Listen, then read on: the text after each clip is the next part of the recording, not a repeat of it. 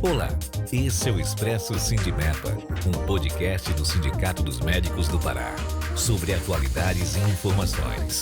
Siga nosso perfil na sua plataforma preferida e acompanhe todos os episódios. Olá, estamos de volta para o segundo episódio do Expresso Sindimepa, ouvindo o depoimento e a entrevista da doutora Brenda Mello, que é diretora do sindicato, responsável pela coordenação do nosso núcleo acadêmico. A doutora Brenda participou do Enem Brasil, em Brasília, acompanhando a diretoria do sindicato, e peço que ela faça o seu depoimento da experiência que ela adquiriu participando do evento, inclusive para estimular a diretoria do sindicato a continuar levando os nossos participantes do núcleo acadêmico, nossos diretores, em eventos como este. Bem, doutor Wilson, a experiência que eu tive foi muito produtiva e eu esperava até não ter essa experiência, né, enquanto acadêmica, porque já que é um encontro nacional de entidades médicas, né, feito para médicos, o sindicato foi também pioneiro nisso, em conseguir levar acadêmicos para lá e conseguir fazer a participação dos acadêmicos. Então, foi uma experiência muito proveitosa. Primeiro que, em um primeiro momento, a gente fica um pouco inseguro, porque nós sabemos que lá tinham muitos médicos de vários lugares do Brasil, a ministra da Saúde estava presente, o CFM estava bem representado, a gente fica um pouco inseguro. Eu fiquei um pouco insegura na minha experiência inicial. Mas depois nós fomos extremamente bem tratados, fizemos, na verdade, até amizade com os outros médicos e nos sentimos bem mais familiarizados. Eu, Isadora e Hugo, que foram junto comigo, né, fomos nós três, nossa diretora de extensão, nosso diretor de interiorização. E uma experiência que me marcou muito no Enem é de perceber que todos aqueles temas que eu já considerava importante, eles foram explanados ali, discutidos ali, votados ali. Então, eu tive a experiência de que ali foi um ponto muito importante, porque tiveram votações ali naquele lugar sobre aqueles temas que são decisórias e que vão ali reger muitas coisas que vão acontecer na sociedade. E eu percebi que os temas, os temas abordados foram muito dinâmicos, porque se a gente prestar atenção, os temas eles mudam de acordo com a conjuntura da sociedade, de acordo com os problemas. Por exemplo, foi muito abordado sobre a pejotização da medicina, né? Que era um tema que antes eu percebo que não tinha uma dimensão como tem hoje. Então, hoje é um problema. Então, foi muito interessante ver, para mim, como acadêmica, ver as explanações que eles fizeram, porque eles faziam as explanações, né? Sobre a pejotização da medicina, quais as consequências, sobre a abertura de escolas médicas, quais as consequências disso, as implicações, sobre também a telemedicina. Achei sensacional uma explanação que teve sobre o valor cobrado na telemedicina, o tempo, o que aborda. Isso, para mim, foi muito importante, porque eu era muito superficial sobre a telemedicina. Quando eu vi aquela abordagem, eu consegui entender um pouco mais, né?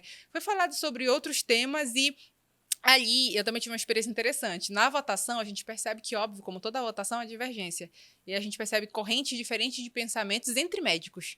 Então, isso mostra também essas divergências. Eu achei bem interessante participar de tudo isso, dessa votação também. Na votação também a gente percebe divergências.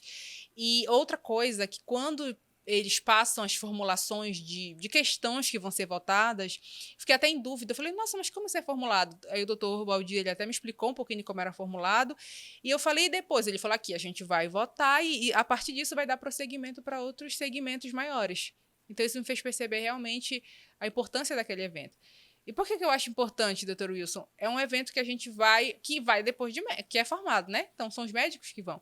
Então, eu acredito que o médico recém-formado ali, que nunca foi nesse evento, ele vai ficar igual eu como acadêmica, porque eu nunca vi nesse evento. A não ser que alguém tenha explicado para ele. Então, se tiver a oportunidade de ir novamente nesse evento, eu vou com uma propriedade muito maior, porque enquanto acadêmica eu já participei. Então, isso eu achei sensacional. E sobre o que o senhor falou sobre o sindicato, eu acho muito importante os sindicatos estimularem, se possível, numa quantidade, óbvio, né, limitada de alunos participarem, porque, por exemplo, tinha nós três do Pará e havia também mais 3 alunos, salvo engano, do sindicato de Minas Gerais, que também tem o núcleo acadêmico, que foram conversar com a gente, porque tem a gente como exemplo, tem o sindicato como exemplo, né, o Sindimepa. Éramos só nós, 6 acadêmicos. Então, eu acho muito importante os sindicatos estimularem, dentro das suas possibilidades cabíveis, a participação de estudantes. Porque essa participação que eu tive, eu já trago, por exemplo, para as reuniões de certificação do acadêmico aspirante. E já falo para mais acadêmicos. E os outros acadêmicos vão falando para mais acadêmicos. E assim Poder de multiplicação propagando, muito grande. entendeu? Lá você ouviu a crítica de um lado e de outro, pensamentos de um lado e de outro, e que envolve um pouco de política também, na questão de abertura de escolas médicas. O governo justifica isso como a necessidade de dotar lugares de difícil acesso de médicos, porque aquela população precisa de médicos e não tem. Por outro lado, nós, da atividade sindical, dos sindicatos, defendemos que não é esta a solução, que a solução é formar bons médicos, e para formar bons médicos precisa ter boas escolas. Boas escolas, já conversamos no primeiro episódio nosso aqui, que precisa ter estrutura, bons hospitais, com boa estrutura de ensino para formar bons médicos. Para além disso, nós também defendemos que precisa que haja segurança no vínculo de trabalho entre o médico e o poder público. Então, precisa que haja uma carreira de Estado para que o médico ganhe, seja remunerado à altura da complexidade, da especificidade da sua profissão, da sua atuação profissional, e que não fique ao sabor e ao humor do gestor de ocasião. Eu achei o doutor fulano simpático, então por isso ele continua no meu governo aqui, na prefeitura ou no estado. Não achei ele tão simpático, então vou dispensá-lo e contratar outro que tenha sido indicado pela minha base política, enfim. Se há uma carreira como a de juiz, como a de militar, como, enfim, né, dos delegados, e por assim vai, e possa dar ao médico garantia de que aquele emprego é dele e ele não vai ser afastado de lá pelo gestor de ocasião.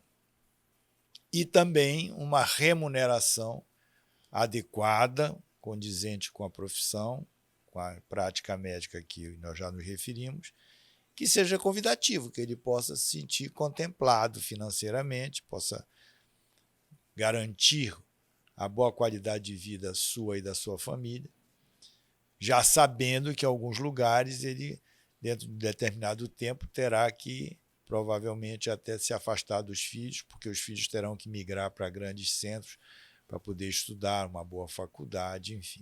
Então, tudo isso está dentro de um contexto de dificuldade da ida do médico para o interior. Então, nós defendemos essa linha. Queria ouvir de você, que é uma doutoranda, está saindo este ano, né, dentro de alguns meses da faculdade, qual é a sua leitura disto?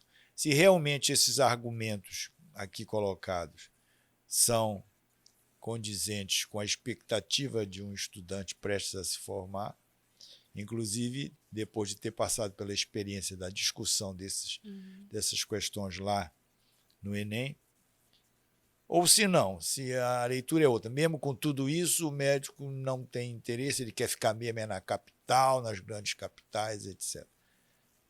Certo, doutor Wilson. O senhor falou sobre um ponto muito importante, antes de mais nada, que é o plano de carreira, né? Que a gente sabe que hoje é uma luta, né? Existem barreiras a serem transpostas, por exemplo, um grande exemplo, o plano de carreira do médico militar, por exemplo. Tem um plano de carreira e tudo mais. Eu acho que eu, como quase médica, né, há alguns meses, eu prezo muito pelos meus direitos. E a gente sabe que muitas vezes o médico tem os seus direitos furtados na pejotização, por exemplo, né? Tem os seus direitos de aviso prévio, de licença maternidade, dentre outras situações. E como o senhor bem falou, ficar à mercê dos gestores. Isso acontece muito, principalmente em interiores. Em interiores a gente tem muito isso, né? Você se identifica com o médico, alguém indica ao médico, tá tudo bem. Alguém não indica o médico, alguém entende que aquele médico tem outro partido político no interior, pronto, ele já pode ser realmente dispensado. Então, eu como acadêmica, ainda mais me formando, eu prezo muito pela ideia de um plano de carreira para o médico, assim como os desembargadores e os médicos militares, porque penso que o médico não é só médico. O médico, ele é um esposo, ele é uma esposa, é uma mãe, é um pai, tem uma vida, né? Ele não vive somente...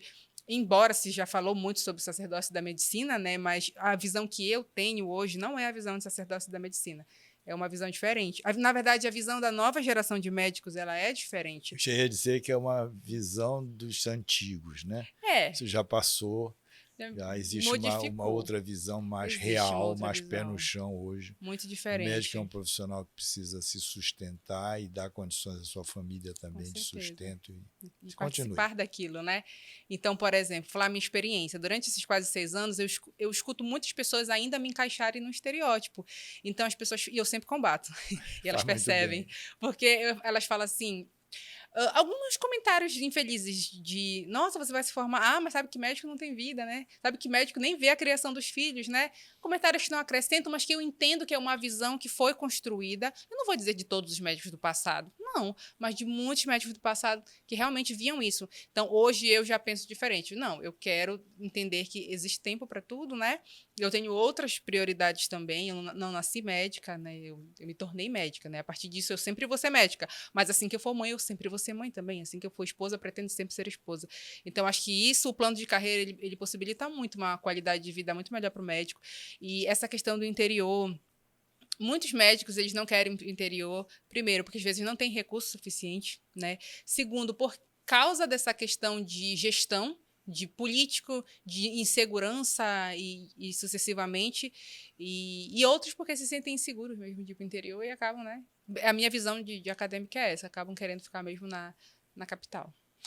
Muito bem, com esse depoimento da doutora Brenda, nós encerramos o 2º episódio do Expresso Sindimepa e já convocando e convidando toda a nossa audiência para o 3º episódio, em continuidade desses temas com a doutora Brenda, na próxima sexta-feira. Não esqueça de manter sempre o cafezinho à mão, que é símbolo do nosso programa. Até lá!